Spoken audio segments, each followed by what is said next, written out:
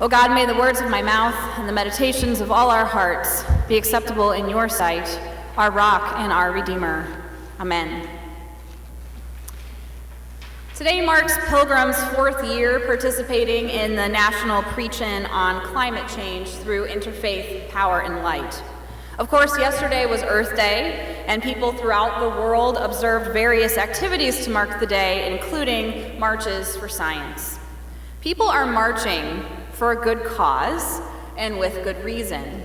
2016 was the warmest year on record. The world is warming.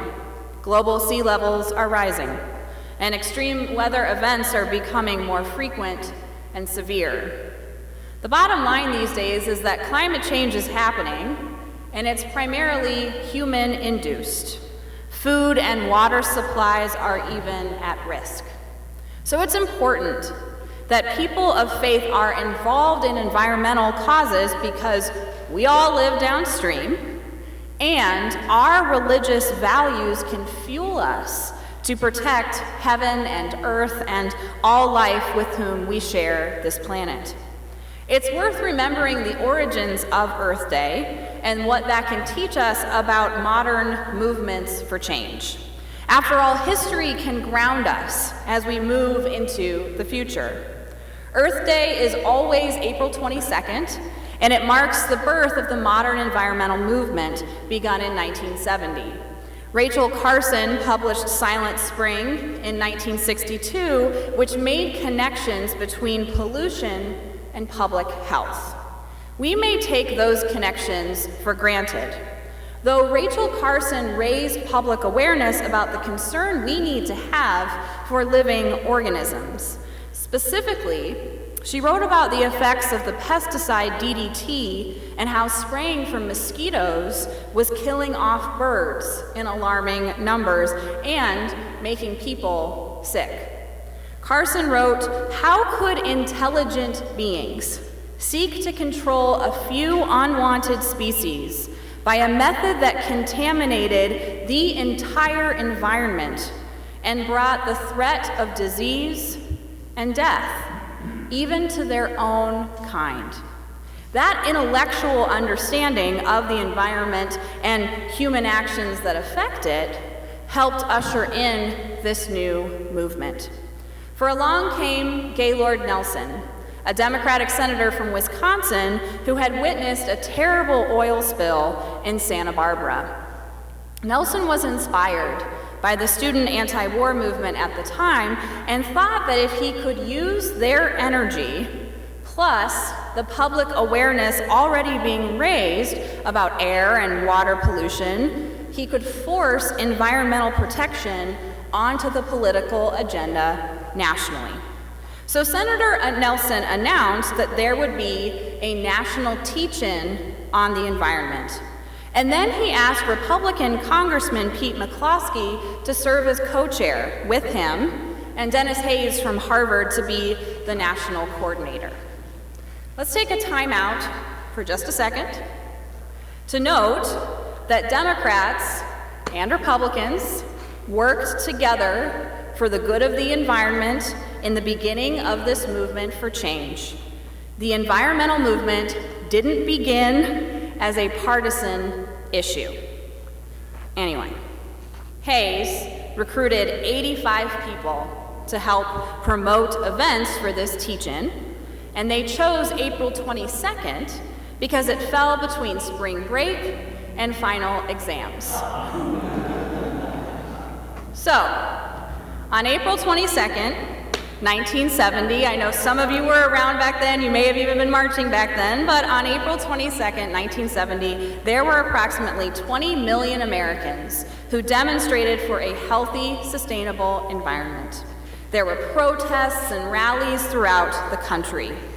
Groups that had been fighting individually against oil spills, polluting factories and power plants, toxic dumps, pesticides, the loss of wilderness, and the extinction of wildlife, realized that they would be more powerful if they came together than if they remained apart. That first Earth Day was about political alignment. Republicans and Democrats participated, as well as people of various classes, from the city and the country, business leaders and labor leaders. By the end of that year, the Environmental Protection Agency was created, and the Clean Air, Clean Water, and Endangered Species Acts were passed. Times have changed. People are nervous about what will happen to the EPA and many of the environmental protections put into place over these past few decades. A revamped version of that 1970s environmental movement is blossoming. And some of those same people who were marching in 1970 are still marching. We need to remember, in possible moments of despair, that there wasn't always an environmental protection agency. It was the work of the people, saying loud and clear what they cared about that led to government action. The same can be said of the Clean Air, Clean Water, and Endangered Species Act. Working together across the political spectrum ensured that stuff got done. Maybe that's hard to imagine, given our current political climate, though as people of faith, we can't stay on the sidelines of this one just because it's hard. Our Christian faith has a lot to say about how we are to protect heaven and earth. Remember that the word dominion gets used in the creation story in Genesis and in Psalm 8 when speaking about the relationship we human beings are to have with creation. We hear the psalmist proclaim, as Elizabeth read, "You have given them dominion over the works of your hands. You have put all things under their feet, all sheep and oxen, and also the beasts of the field, the birds of the air, and the fish of the sea, whatever passes along the paths of the sea." Dominion has several definitions. Doesn't have to mean domination, as tragically has been how human beings have behaved of late in regards to our earth. In actuality, we're talking about being responsible for the earth itself. Why? Because human beings reflect God's nature. We resemble God. We possess the likeness of God. Suffice it to say that dominion can actually point to stewardship. Now, to be a steward means to manage people's property, finances, or other affairs. When we are God's stewards, we're taking care of God's creation. We're responsible for the earth God gives out of love for all creatures. Since we human beings are thinking and feeling beings, then maybe we have a unique responsibility to care for the earth and to care for the creatures with whom we share the earth.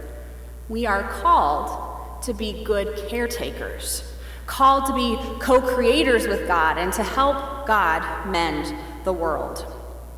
Moreover, there's this beautiful concept in Hasidic Judaism that I've shared before with you called tikkun olam, that human beings participate in the drama of mending the world. We can't passively sit on the sidelines and expect others to fix the problems that we see and that humans are causing, not when we are called to be these active co-creators with God. To get into this concept, some would say that God is light and God is love. So in the act of creation, the thinking is that God actually diminished God's own self. God spread light and love out into the world, giving each of us the divine spark. Being made in the very image and likeness of God. Picture Michelangelo's The Creation of Adam, where God reaches out from heaven to give the spark of life to Adam on earth. Now, God's probably not a white bearded dude in the sky, but you get the idea. God needs us. We need God. There's a relationship here. So when we help God, mend this world of ours, we spread some of that light and love and give these gifts back to God. Greg Mobley, my former Old Testament professor, describes Tikkun Olam by writing, "Before time, the blinding infinite light exploded into a billion sparks. The creation of the many left the one diminished. It is the sacred duty of every person to let his or her little light shine, shine, shine, one good deed at a time, and thus restore the full brilliance of the light of lights." That's the thing about our place in the universe, as contemplated by the psalmist, or even the dilemma of climate change. They are such huge concepts that it's hard to consider our place in the story and what we can possibly do to make a difference. That's why Tikkun Olam can be really moving. When we let our little lights shine, one good deed at a time, we're restoring the brilliance of God. We're living into this idea that we are created in God's very image, and we have been entrusted with this earth to be responsible for. Now, Barbara and Jim kindly set up our information table for this year's National Preach-In on Climate Change out in the sunroom.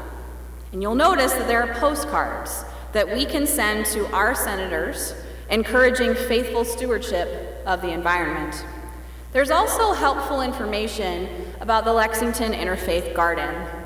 The 8th season of the garden began on April 4th, and the volunteers that day, according to their website, emptied compost bins, cleaned tools, pumped air into the wagon wheels, shoveled compost, and cleaned up the barn.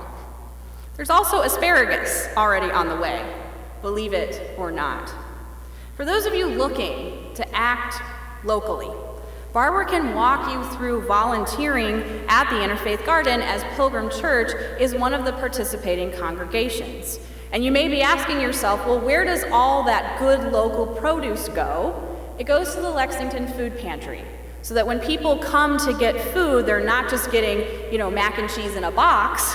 They're actually getting good, healthy vegetables and produce that's grown in the garden.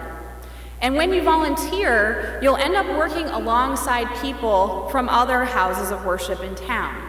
So getting to meet new friends from other faith communities as you do good in the world is an added bonus about working in the garden. Being out in nature in general helps us fight the good fight for the environment. For Rachel Carson wisely reflected that those who contemplate the beauty of the earth find reserves of strength that will endure as long as life lasts. There is something infinitely healing in the repeated refrains of nature, the assurance that dawn comes after night and spring after winter. In the end, sending the postcards and volunteering for future Pilgrim dates in the Interfaith Garden are just two ways to do something about climate change this morning. Though there are so many ways that you may come up with to help address climate change that feels right for you. No matter the political climate, we are called to be God's stewards of this great, big, beautiful earth. Never forget that Jesus taught us in our Christian tradition to love God with our hearts, souls, minds, and strengths, and to love our neighbors as we love ourselves. If we truly and completely love God, love our neighbors, and love ourselves, doesn't it make sense that we love this world that God entrusted to our care? May it be so with us. Amen.